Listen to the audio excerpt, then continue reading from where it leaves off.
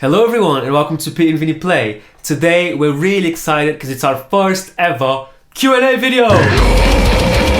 That's right guys, so in this video series we're going to be taking your comments from YouTube, questions from Instagram and answering them for you. That's right, so let's get into it. Okay, first question from Siami Amir.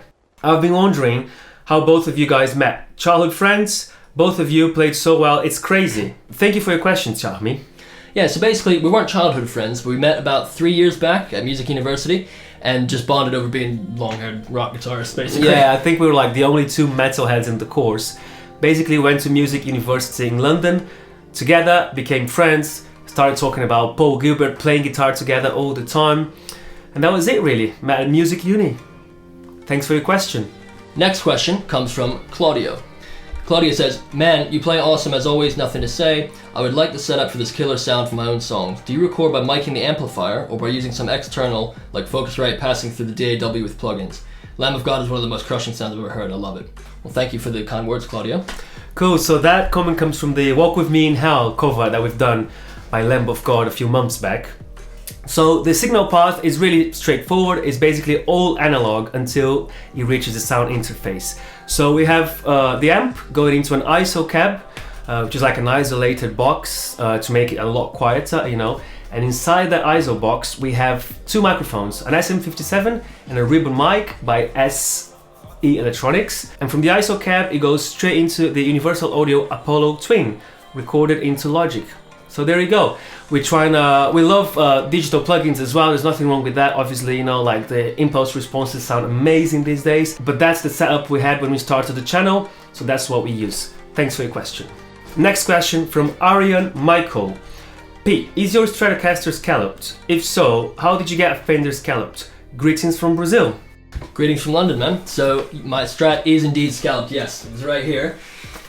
Yngwie Malmsteen Scallop Strat, and basically I didn't do it myself. I bought it from our old guitar teacher, a guy named Martin Golding, and yeah, basically it's kind of a hybrid guitar. So he had the body's from a 60s Strat, it's kind of vintage, and then the finish was redone in Relic, but the neck was put on afterwards and scalloped. And then he also put a 22nd fret on there, so that's just did it by hand, right? That's really just glued it on there. And this one isn't scalloped, but it was unacceptable to have 21, so 22 on there. Because 22 you really need, right? It's just 24 is debatable. Yeah. But 22. 22 you can bend up to the high E. Yeah. So 21's way too vintage, you know. But yes, scalloped Yngwie Strat.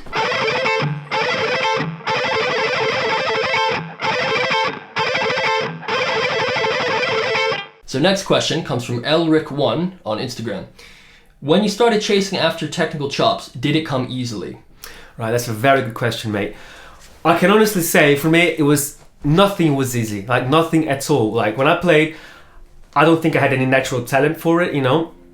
I had to just really work hard, play, like, sit down in my bedroom, play scales, like, all the time until, like, I started becoming a bit more firm with my fingers and everything, you know. I think some people are more naturally talented, if we're gonna get into it, you know. I think but that helps you in the beginning, you know. At the end of the day, there's a level, if you wanna get to like high performance guitar level, you know, like proper playing like for a long time, like, you know, and fast and like play like difficult full songs, you know, that kind of stuff, then it'll always be about the time you put into it. For me, it was never like given, you know. Yeah, I had pretty much the same experience, you know. It's like I wasn't anything special in the beginning, you know. I really had to just work hard. But I knew I wanted to be serious about it. And luckily I had a teacher who came from a rock metal background. So he put me on technique from the beginning. It was like, this is important if you want to play like Slash and Marty Friedman, etc. Yeah. So, but no, it was so difficult. But yeah, anyone can get there. It's just about the consistency, you know. So just keep working at it. If that's kind of what's in your head, you can get there. Next question from Nando Mateos. Beer or wine?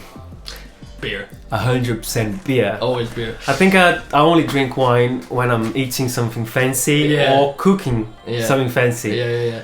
But basically beer, man. We do like wine, but beer is just the obvious choice for us, you know.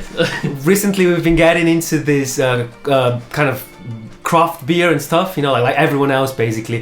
But within the craft world, we've been getting into like these hazy beers. Yeah. So there's a British brand of beer called Brewdog, and they have this beer called Hazy Jane, which is like you can barely see through it, right? Yeah. The thick. If you can't see through it, that's that's how you know the it's good. thing. Yeah. And it's just very fruity, very nice. And so every time we go to the pub these days, we go and just like trying to find whatever hazy beer. Whatever they the have. new one is. Yeah. Another good one is Beavertown Neck Oil. That's Drinking a lot of nice, that. yeah. Beavertown makes some really good beer. Yeah, so that's a really good drink as well. Yeah. What else is there? Camden Pale, Camden Hells. Camden House, Camden Pale. Camden Town. Yeah, you know, in the UK, beer tends to be pretty good. You know, you can get a lager, which is really kind of easy to drink and it's nice for drinking loads. You know, which we do sometimes. But when you're drinking craft, because it's a lot stronger, you know, if you have just like 3 or 4 pints, it'll be enough to get you pretty happy. You know. Yeah. Now the craft beer craze has kind of taken off in the UK, which is good news. That's right. So the next question comes from Ash Plays Guitar. He says that Jim's legato part is damn tricky, still can't play it. Any tips? Yes, so he's talking about our Psychosocial cover from last year, I think. Yeah, about 6 months ago. Yeah, obviously the solo in that song is a dual solo, so there's a crazy alternate picking part first that Pete played, and then after that there's Jim's solo that I played, which is like a legato section.